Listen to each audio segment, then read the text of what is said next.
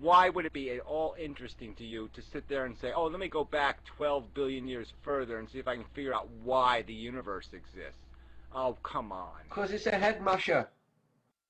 It's a pointless head masher. First, like I said, you can't answer it. It's going to be impossible to answer the question. All right? No one will ever answer it. And even if you did answer it, it would do nothing. It would change nothing. It's meaningless. I agree with that. Yeah, I agree with that. But it's still a head masher. Well, whatever. It is pointless. I don't agree. It's a waste of fucking time. I mean, right, you might it's as a well waste sit there of time. And as well, what's it like to have your head in an elephant's anus? Okay, let's all worry about that. Let's go find out. Okay, Bandit, I think you should go find out for us. You go where no man has gone before and stick your head in the fucking elephant's anus so we can all know the answer. What's it like in there? Because we need to fucking know. Okay. All right. Well, as to not exacerbate your symptom, I guess we'll move on. What do you want to talk about?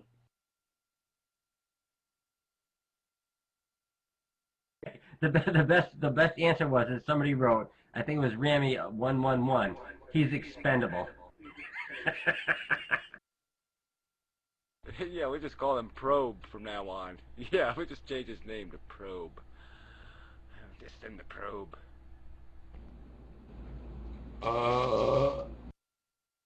Thank you. It's the guy I noticed the conference reports kind of disappeared. I think I've got a phone number for where he works. I think I might phone him tomorrow morning and see what's going on. It's a bit weird. Yeah, why? So Gary, I'm gonna be the anti-fiscist to you. Seriously, if we went by what you're saying though, it's like, okay, we got to find out how, let's just say abiogenesis was how we were created, and we found out about that. All right, well, we live on Earth. Why should we even try to explore different planets and try to do this and do that? I mean, we're questioning animals. That's part of what our conscience. We've already done the planet thing. We found out the planets are really, yeah, let's go live on that one that's a bunch of methane. That would be a great planet for human beings. Yes, the fart planet. Perfect. Yeah, fart gas. Yes, human beings should go to a frozen ball of fart gas. Look, there's nothing to be gained out there. There's no comfy chair out in space for humans. There's no potato chip planet, I mean, they're all nasty shit fuck planets. There's no gingerbread house, oh yeah, it's gingerbread planet. No, sorry.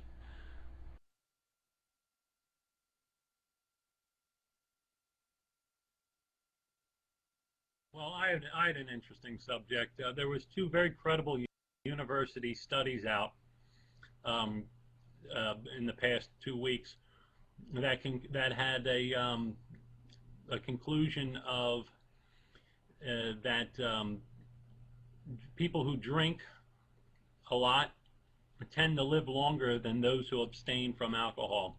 But moderate drinkers, of course, live longer than everybody. So the percentages where moderate drinkers lived longest, excessive drinkers lived longer than non-drinkers. Now, how that is, the control subjects, they suspected the non-drinkers had to stop drinking and abstaining at some point because they were either alcoholics prior or had some health issue.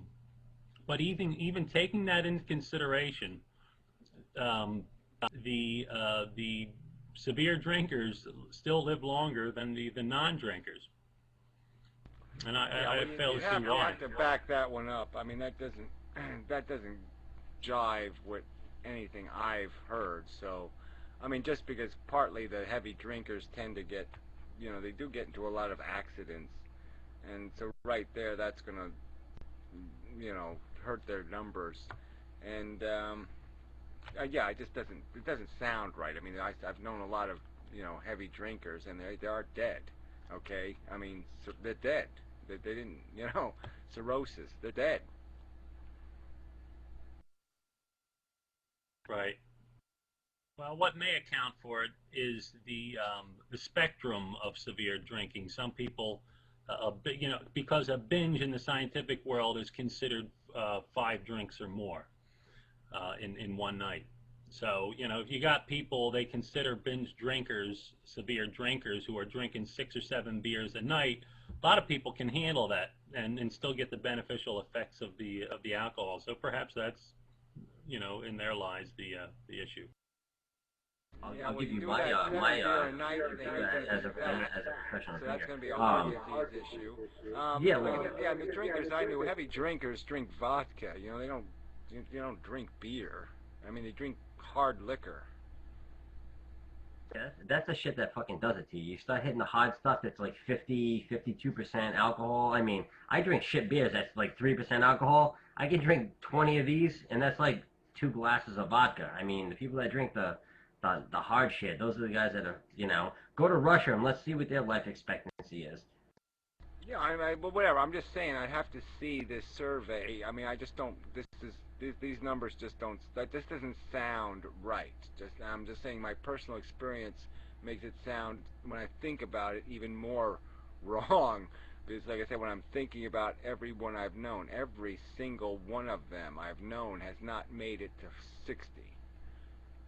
Yeah, and you made like really like your first point was really great. I mean, you know, the people that drink more, that get saucy and like stupid, are more prone to fall downstairs, get behind the wheel of a car and get in an accident, more to, you know, all these other things that are gonna obviously, you know, not longeviate their life. They're gonna fucking probably die from some other stupid reason earlier.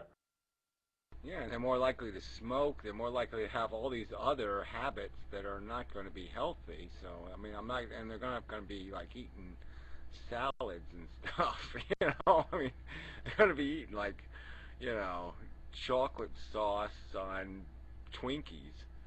I mean, you could actually even go down to a granular level and say, hey, who are the, you know, the more people prone to have sex without wearing a condom with people that have AIDS? And I guarantee it's people that are drunk, getting prostitutes and doing stupid shit like that. Seriously.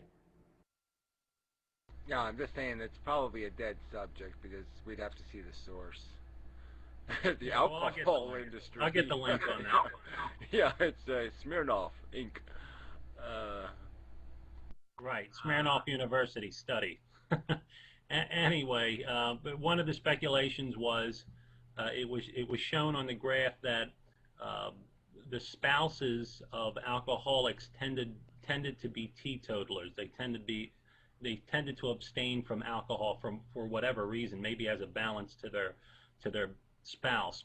And the spouses tended to die earlier than their addicted counterpart. And scientists think it's because of the stress